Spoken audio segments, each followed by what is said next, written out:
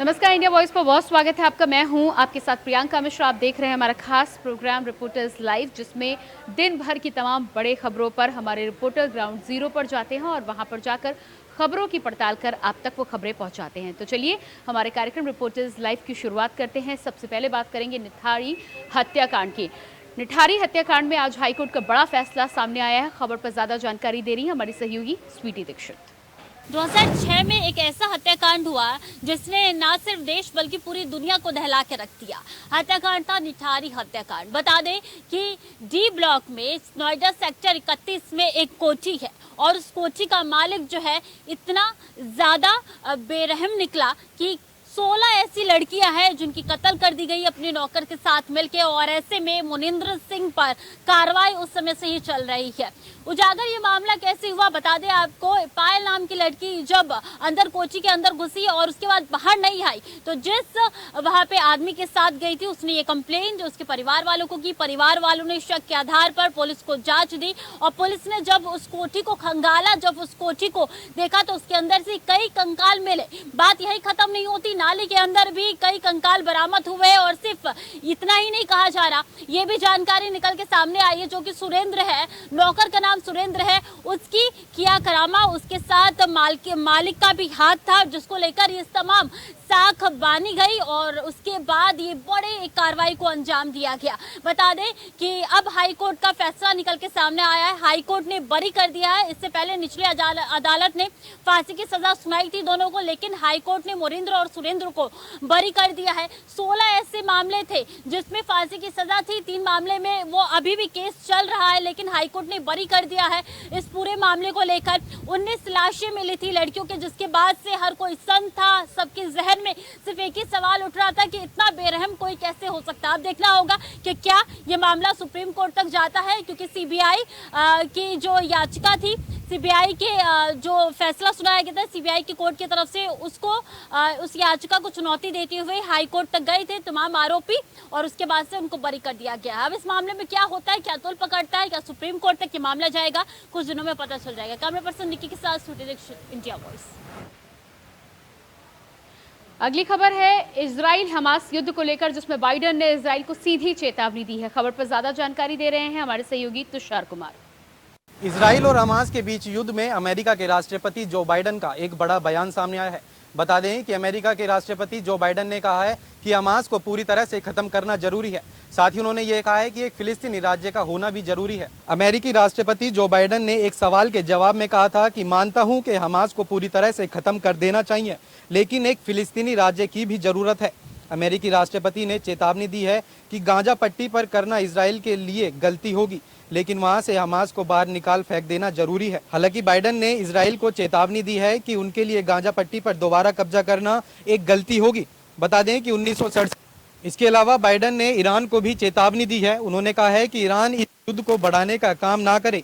इससे पहले ईरान के विदेश मंत्री हुसैन ने चेतावनी देते हुए कहा था कि अगर अमेरिका युद्ध में आता है तो उसे भी काफी नुकसान झेलना पड़ेगा। बता दें कि ईरान के विदेश मंत्री ने कहा है कि अगर ये युद्ध बढ़ता है तो अमेरिका को भी इस युद्ध में काफी नुकसान होने वाला है। कैमरा पर्सन निक्की के साथ मैं तुषार कुमार, इंडिया वॉइस, दिल्ली। जमीन के बदले नौकरी मामले में लालू, राबड़ी और तेजस्वी को मिली राहत। खबर पर ज्यादा जानकारी दे रहे हैं हमारे सहयोगी नितिन चौधरी।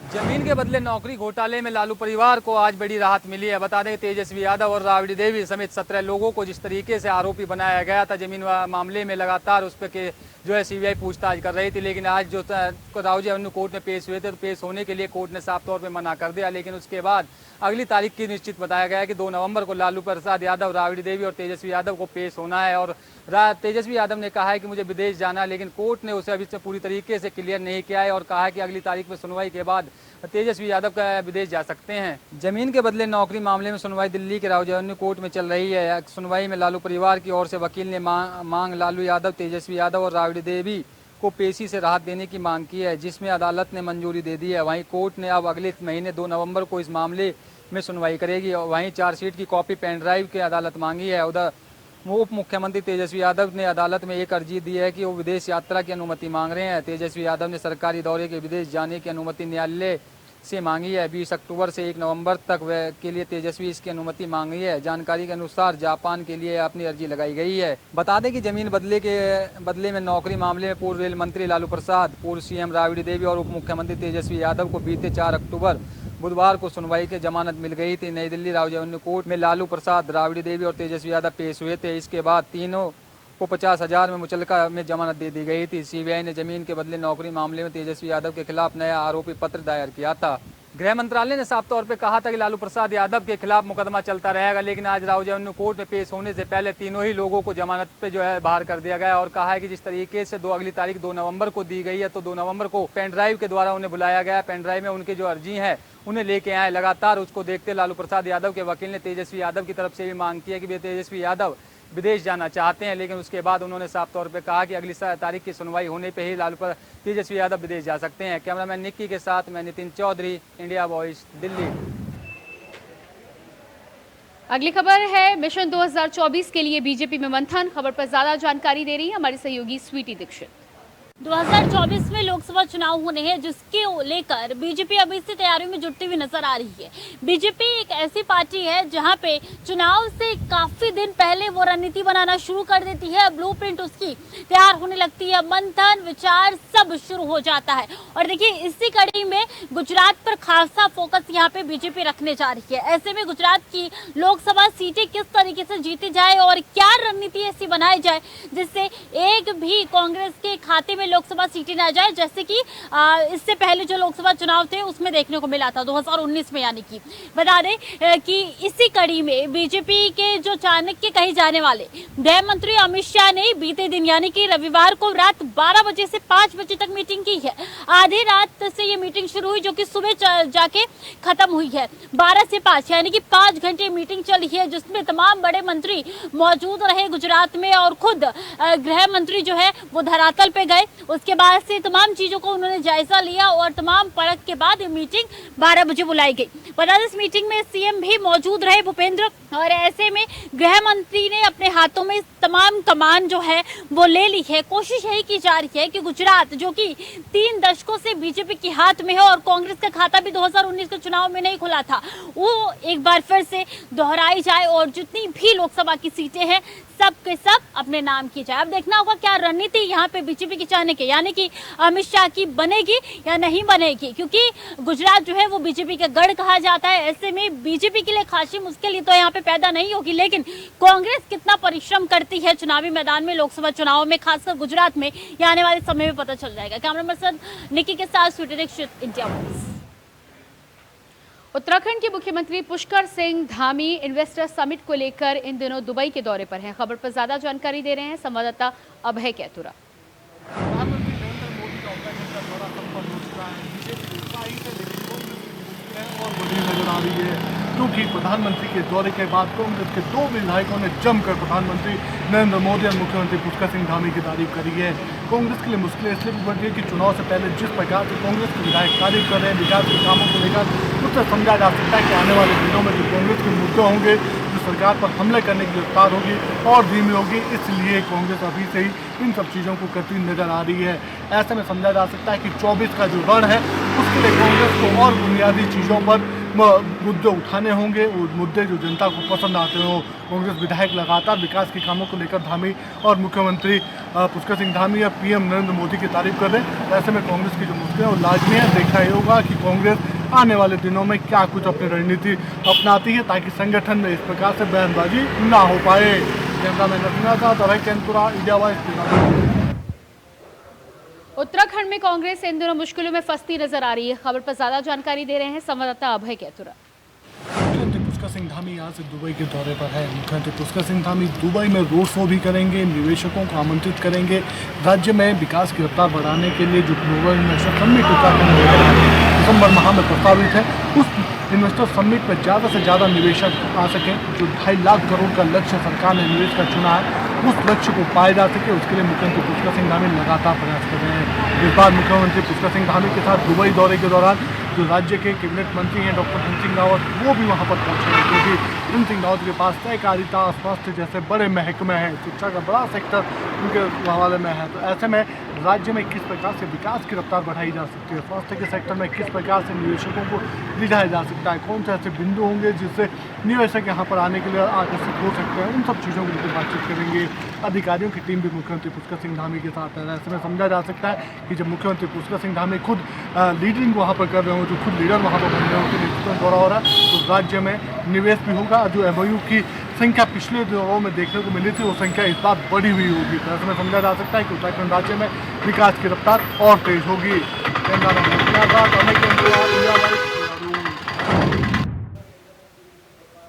आगरा में मौत की पटरियों पर चल रहे हैं यात्री, क्या है पूरा मामला, बता रहे हैं संवाददाता आमिर कादरी।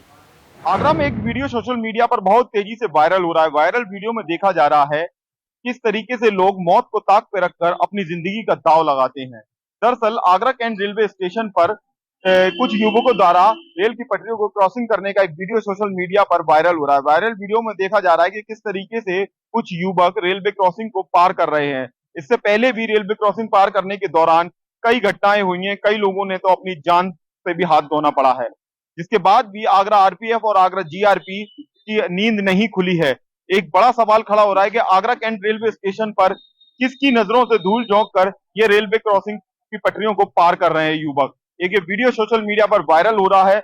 वायरल वीडियो में देखा जा रहा है कुछ युवक रेलवे पटरियों को पार कर रहे हैं, जिससे कि समय और दूरी बचाने के लिए अपनी जिंदगी को दांव लगा देते हैं। और जिसके बाद कई बार आगरा में इस तरीके की घटनाएं हुई हैं, जो कि रेलवे क्रॉसिंग पार करने के दौरान कई लोग रेल की चपेट में आ जाते हैं और अपनी जिंदगी से हाथ धो बैठते हैं। लेकिन उसके बाद भी लोगों की समझ में नहीं आ रहा है कि इस तरीके की घटनाएं सामने आने के बाद भी लोग सबक नहीं ले रहे हैं।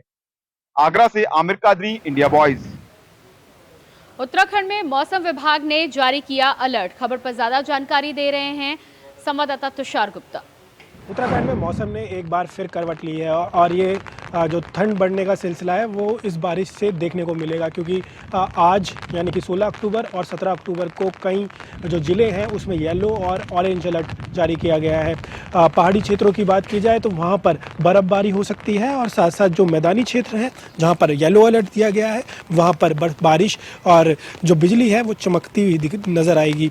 आप देख सकते हैं देहरादून का माहौल मैं आपको दिखाना चाहूँगा कि किस तरह का है। सुबह से ही यहाँ पर जो काले बादल हैं वो आसमान में छाए हुए हैं, बरसात फिलहाल यहाँ पर हो रही है, हवाएं चल रही हैं, तो कहीं ना कहीं जो सर्दियाँ हैं वो यहाँ पर आती हुई नज़र आ रही है, क्योंकि शरद ऋतु की शुरुआत यहाँ पर हो गई है और कहीं ना कहीं जो माहौल है या फिर कहा जाए जो मौसम है वो ठंड की ओर बढ़ता हुआ जा रहा है। अब लोगों को स्वेटर निकालने की बहुत ज़रूरत होगी और ऐसे में जो देहरादून और साथ साथ जो पर्वतीय क्षेत्र, साथ साथ जो मैदानी क्षेत्र है उनका माहौल लगातार बढ़ता हुआ नज़र आ रहा है, उनके तापमान में गिरावट नज़र आ रही है।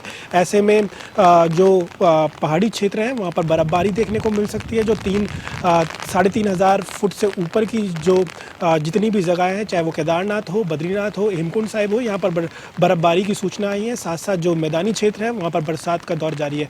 अब देखना होगा जो मौसम विभाग की जो चेतावनी कल के लिए भी दी गई है वो कितनी सच साबित होगी। फिलहाल के लिए जो मौसम है वो ठंडमय हो गया है और लोग जो है वो काफ़ी जो ठंड को महसूस कर रहे हैं। कैमरा जर्नलिस्ट निशांत चौहान के साथ तुषार गुप्ता, इंडिया वॉइस।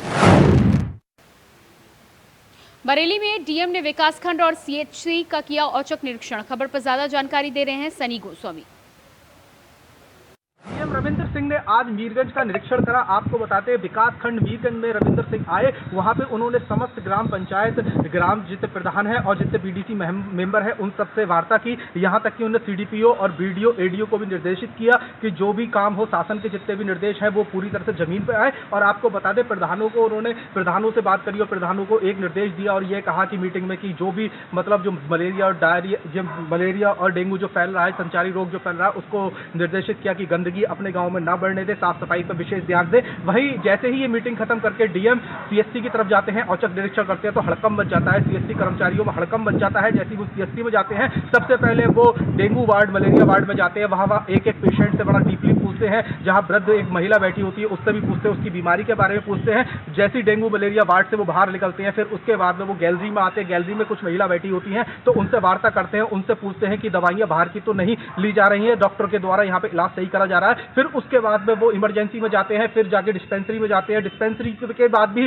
वो दवाइयाँ पूछते हैं, फिर स्टॉक जहाँ पे है गोदाम में जाते हैं। डीएम ने एक एक दवाइयों का स्टॉक जो वहाँ के फार्मासिस्ट हैं उनसे पूछा, जिसके बाद में हड़कंप मच गया। आपको बता दें उसके बाद डीएम साफ सफाई पे विशेष ध्यान देने के लिए कहे गए। एमओआईसी तो वो सफाई से ज्यादा खुश नहीं दिखे। उन्होंने कहा है यहाँ पे इलाज प्रॉपर मिल रहा है, लेकिन यहाँ पे कुछ सूचनाएं आई हैं कि बाहर की दवाइयां डॉक्टर यहाँ पे लिख रहे हैं और यहाँ की साफ सफाई थोड़ी होनी चाहिए, जिसके लिए निर्देशित किए गए हैं। और उन्होंने कहा है कि आने वाले दिनों में वो जल्दी से निरीक्षण करेंगे, 7 तारीख को निरीक्षण करेंगे और जल्दी से ये देखेंगे जो व्यवस्था उन्होंने यहाँ पे देखी है वो सही हुई है कि नहीं। इंडिया वॉइस के लिए सनी गोस्वामी बरेली।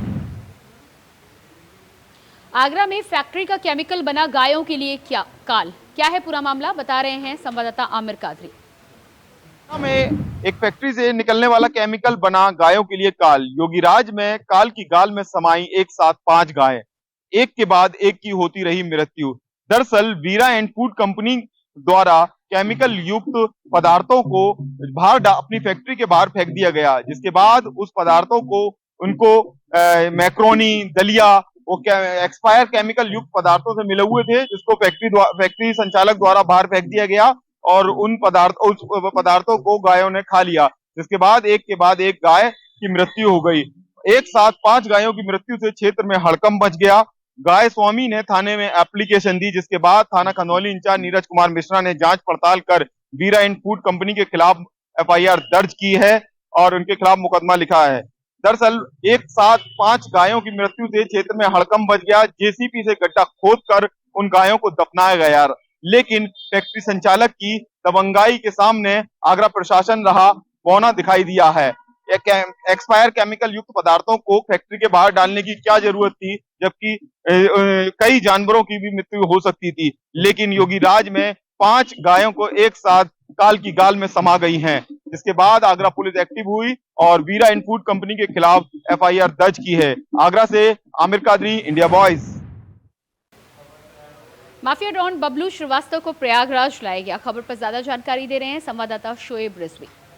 तहसील में आपको बता दें, पूर्ति निरीक्षक कार्यालय के बाहर में किसान यूनियन के कुछ लोग थे, नेता थे, उन्होंने हाय हाय के नारे लगाए, यहाँ पे धरना प्रदर्शन किया। कुछ महिलाएं भी थी, गरीब महिलाएं थी, बेसहारा महिलाएं थी जो बैठी हुई हैं। एक महिला को तो यहाँ तक भी कहना है कि वो 3 साल से लगातार यहाँ पे चक्कर लगा रही है, लेकिन यहाँ के जो पूर्ति विभाग के जो अधिकारी और कर्मचारी हैं वो यहाँ पे कोई नहीं सुन रहा। उनका कोई यूनिट कार्ड नहीं बना, आज तक राशन कार्ड नहीं बना, ना कोई यूनिट चढ़ा, दूसरे कार्ड पे यूनिट चढ़ा। वही जो किसान यूनियन के नेता है उनको सीधा कहना है कि वो काफी लंबे समय से यहाँ पे देख रहे थे कि यहाँ पे जो प्राइवेट लोग हैं, शासन का आदेश है कि यहाँ पे प्राइवेट लोग नहीं रखे जाएं, क्योंकि धन उगाही होती है, यहाँ से उगाही करते हैं, धन की उगाही करवाते हैं जो अधिकारी होते हैं। उसके बाद में यहाँ पे बताया गया है, जो किसान यूनियन के नेता ने बताया है कि यहाँ पे प्राइवेट लोग रखे जाते हैं और ये अधिकारी जो है उनके द्वारा यहाँ पे पैसा वसूली करते हैं। गरीब जनता जो कि खुद पैसा जिस पे नहीं होता किराए का, जो इलाज यहाँ पे आते हैं, पूरे यहाँ पे राशन कार्ड बनवाने के लिए आते हैं, उनसे खुद 500, 1000, 2000 रुपए की मांग की जाती है, यूनिट चढ़ाने की मांग की जाती है, नए राशन कार्ड बनाने की मांग की जाती है। आपको बता दें, जब हमारी बात हुई तो उन्होंने यही बताया कि यहाँ पे कोई नहीं है, और जिसके बाद में उन्होंने बाहर से गेट लगा दिया और कोई भी अधिकारी, कोई कर्मचारी नहीं है। अब देखने वाली बात यह है कि जैसे ही ये मामला सामने आया, इंडिया वॉइस ने इसको फ्लैश दिखाया और बताया कि ऐसे लोग भी हैं जहां पे शासन की पूरी तरह से मंशा है कि गरीबों को उनका हक पूरी तरह से मिले, लेकिन उसके बाद भी मीरगंज तहसील के जो पूर्ति कार्यालय है वहां पे लगातार ऐसी बातें आती हैं। तो धन उगाही की बात है, प्राइवेट लोगों के सामने आती है। अब यह देखना है कि आने वाले दिनों में अधिकारी इस पर क्या संज्ञान लेते हैं। इंडिया वॉइस के लिए सनी गोस्वामी, बरेली। और इसी के साथ रिपोर्टर्स लाइव में इतना ही। खबरों के लिए बने रहिए इंडिया वॉइस के साथ। नमस्कार।